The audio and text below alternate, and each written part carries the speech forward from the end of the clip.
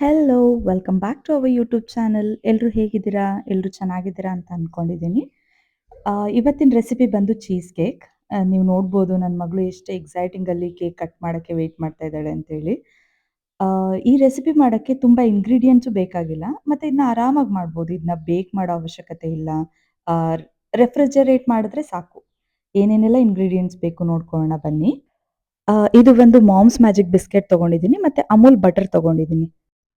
ಅದಾದ್ಮೇಲೆ ಬಿಸ್ಕೆಟ್‌ನ ಗ್ರೈಂಡ್ ಮಾಡಿ, ಬಟರ್‌ನ ಮೆಲ್ಟ್ ಮಾಡಿ 2 ಮಿಕ್ಸ್ ಮಾಡ್ತಾ ಇದ್ದೀನಿ. ಅದೊಂದು ಥಿಕ್ ಕನ್ಸಿಸ್ಟೆನ್ಸಿ ಬರಬೇಕು. ನೀವು ನೋಡ್ತಾ ಇದ್ದೀರಾ ಅಲ್ವಾ? ಇದೇ ಥರ. ಮತ್ತೆ ಒಂದು ಕೇಕ್ ಮೋಲ್ಡ್ ತಗೊಂಡು ಅದಕ್ಕೆ ಬಟರ್ ಅಪ್ಲೈ ಮಾಡಿ. ಈ ಥರ ರಿಮೂವಬಲ್ ಕೇಕ್ ಮೋಲ್ಡ್ ಆದ್ರೆ ತುಂಬ ಈಸಿ ಆಗುತ್ತೆ. ಪ್ರಿಪೇರ್ ಮಾಡಿರೋ ಬ್ಯಾಟರ್‌ನ ಅದಕ್ಕೆ ಹಾಕಿ, ಇದನ್ನ ಒಂದು ಥಿಕ್ ಲೇಯರ್ ಮಾಡಿ ಫ್ರಿಡ್ಜಲ್ಲಿ ಒಂದು 10 ಮಿನಿಟ್ಸ್ ಇಡಬೇಕು ಸೆಟ್ ಆಗಲಿಕ್ಕೆ. ಅದಾದ್ಮೇಲೆ ಒಂದು 200 ಗ್ರಾಮ್ ಪನ್ನೀರ್ ತಗೊಂಡಿದ್ದೀನಿ. ಅದನ್ನ ಚಿಕ್ಕ ಚಿಕ್ಕದಾಗಿ ಕಟ್ ಮಾಡಿ ಗ್ರೈಂಡ್ ಮಾಡಲಿಕ್ಕೆ ಹಾಕ್ತಾ ಇದ್ದೀನಿ. ಅದ್ರ ಜೊತೆ ಫ್ರೆಶ್ ಮಿಲ್ಕ್ ಕೂಡ ಹಾಕ್ಬೇಕು. ಏಕೆಂದರೆ ಅದೊಂದು ಕನ್ಸಿಸ್ಟೆನ್ಸಿ ಬರಬೇಕು ದೋಸಾ ಬ್ಯಾಟರ್ ಕನ್ಸಿಸ್ಟೆನ್ಸಿಗೆ. ಥಿಕ್ ದೋಸಾ ಬ್ಯಾಟರ್ ಕನ್ಸಿಸ್ಟೆನ್ಸಿಗೆ ಬರಬೇಕು.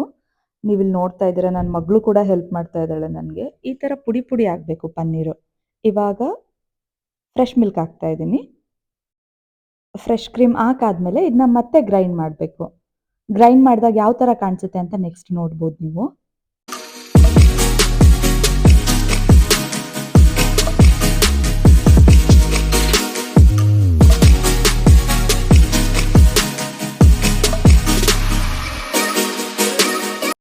ಈ ಬ್ಯಾಟರ್ ಪ್ರಿಪೇರ್ ಆಗುವಷ್ಟರಲ್ಲಿ ಆಲ್ಮೋಸ್ಟ್ 10 ಮಿನಿಟ್ಸ್ ಆಗಿತ್ತು. ಸೆಟ್ ಆಗಲಿಕ್ಕೆ ಅಂತ ಫ್ರಿಡ್ಜಲ್ಲಿ ಇಟ್ಟಿದ್ದು ಕೇಕ್ ಮೋಲ್ಡ್‌ನ ತೆಗೆದು ಇವಾಗ ಪ್ರಿಪೇರ್ ಮಾಡಿರೋ ಬ್ಯಾಟರ್‌ನ ಅದ್ರಲ್ಲಿ ಹಾಕ್ತಾ ಇದ್ದೀನಿ. ಈ ಬ್ಯಾಟರ್‌ನ ಹಾಕಿದ್ಮೇಲೆ ಕೂಡ ನಾವು ಮತ್ತೆ ಫ್ರಿಡ್ಜ್‌ಗೆ ಸೆಟ್ ಆಗಲಿಕ್ಕೆ 1 ಅವರ್ ಇಡಬೇಕು. ಓಕೆನಾ? ಆ 1 ಅವರ್ ಆಗೋ ಅಷ್ಟರಲ್ಲಿ ನಾನು ಒಂದು ಡಾರ್ಕ್ ಚಾಕ್ಲೇಟ್‌ನ ತಗೊಂಡು ಮೆಲ್ಟ್ ಮಾಡ್ತಾ ಇದ್ದೀನಿ ಬಿಸಿನೀರಲ್ಲಿ ಇಟ್ಟು.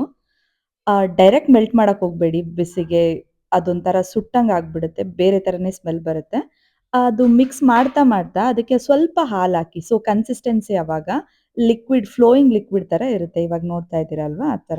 1 ಅವರ್ ಆದ್ಮೇಲೆ ಆ ಕೇಕ್‌ನ ಆಚೆ ತೆಗೆದು ಮತ್ತೆ ಮೆಲ್ಟ್ ಮಾಡಿರೋ ಚಾಕ್ಲೇಟ್‌ನ ಅದ್ರ ಮೇಲೆ ಲೇಯರಿಂಗ್ ಮಾಡಿ ಮಿನಿಮಮ್ ಓವರ್ ನೈಟ್ ಇಟ್ರೆ ಅದು ತುಂಬ ಚೆನ್ನಾಗಿ ಸೆಟ್ ಆಗಿ ಟೇಸ್ಟಿಯಾಗಿ ಬರುತ್ತೆ. ಇಲ್ಲಿ ನನ್ನ ಮಗಳು ರೆಡಿ ಇರಲಿಲ್ಲ ಓವರ್ ನೈಟ್ ತನಕ ವೆಯ್ಟ್ ಮಾಡಕ್ಕೆ. ಸೊ ಅದಕ್ಕೋಸ್ಕರ ಒಂದು ಮ್ಯಾಕ್ಸಿಮಮ್ ಒಂದು 4 ಅವರ್ಸ್ ಇಟ್ಟಿದ್ನೇನೋ ಅಷ್ಟೇ.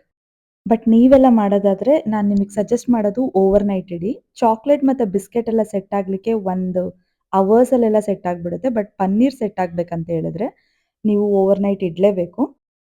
ಮಕ್ಕಳೆಲ್ಲ ಇದನ್ನ ತುಂಬ ಇಷ್ಟಪಟ್ಟು ತಿಂತಾರೆ. ನೀವು ನೈಟ್ ಏನಾದರೂ ಮಾಡಿ ಇಟ್ಟರೆ ಮಾರ್ನಿಂಗ್ ಅವ್ರಿಗೆ ಆರಾಮಾಗಿ ಸರ್ವ್ ಮಾಡ್ಬೋದು. ಲೈಕ್ ಟಿಫನ್ ಬಾಕ್ಸಿಗೆ ಕೂಡ ಅವ್ರಿಗೆ ಸರ್ವ್ ಮಾಡ್ಬೋದು.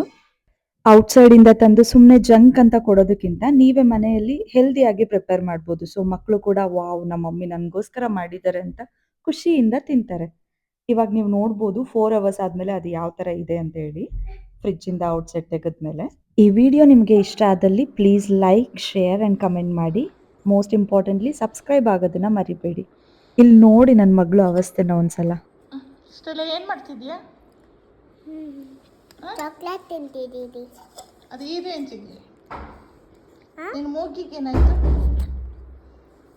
ಮೂಗಿಗ ಹ್ಞೂ